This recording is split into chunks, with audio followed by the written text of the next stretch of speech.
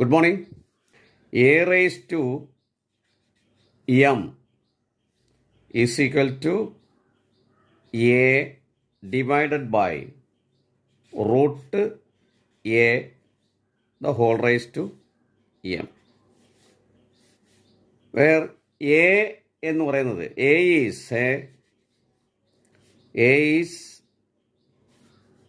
a perfect square. Then find m. ഇതാണ്. അപ്പോൾ ഈ ചോദ്യം കണ്ടിട്ട് നമ്മൾ വളരെ പെട്ടെന്നൊന്ന് ഭയക്കേണ്ട കാര്യങ്ങളൊന്നുമില്ല. നമുക്ക് എന്താണ് നമ്മൾ നോക്കാം.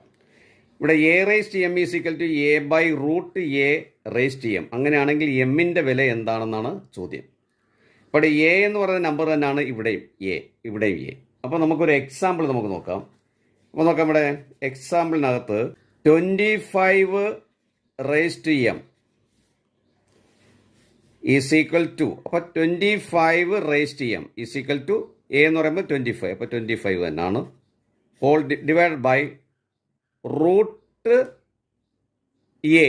റൂട്ട് എ മീൻസ് എന്ന് പറഞ്ഞു കഴിഞ്ഞാൽ 25ൻ്റെ സ്ക്വയർ റൂട്ട്, ദാറ്റ് ഈസ് 5. അപ്പം റൂട്ട് 25 ഈസ് ഈക്വൽ ടു 5. അതുകൊണ്ടാണ് നമ്മൾ അങ്ങനെ എഴുതിയത്. ഇങ്ങനെ ആയിരിക്കും ക്വസ്റ്റ്യൻ വരുന്നത്. അവിടെ റൂട്ടൊന്നും ഇവിടെ കാണിക്കാറില്ല.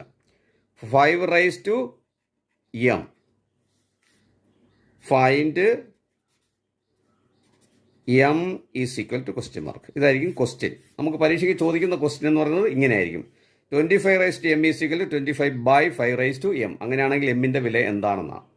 അപ്പോൾ നമുക്കിവിടെ ഇക്വേഷൻ തന്നിട്ടുണ്ട്. അപ്പോൾ ഇതനുസരിച്ച് ഈ കണക്ക് നമുക്ക് എങ്ങനെ കണ്ടുപിടിക്കാം. ഏത് രീതിയിൽ വന്നു കഴിഞ്ഞാലും ഇതിൻ്റെ ആൻസർ എന്ന് പറയുന്നത് എം ഈസ് ഈക്വൽ ടു 2/3 ആയിരിക്കും. M is equal to 2/3. അപ്പോൾ നമുക്ക് ഇവിടെ A raised M is equal to A by root A the whole raised M എന്ന് പറഞ്ഞാലും ഇതിൻ്റെ ആൻസർ എന്ന് പറയുന്നത് നമുക്ക് എന്തായിരിക്കും, എം ഈസ് ഈക്വൽ ടു 2/3 ആയിരിക്കും. അത് ഏത് നമ്പർ ഉപയോഗിച്ചാലും ഇത് ആൻസർ തന്നെ ആയിരിക്കും നമുക്ക് കിട്ടുക.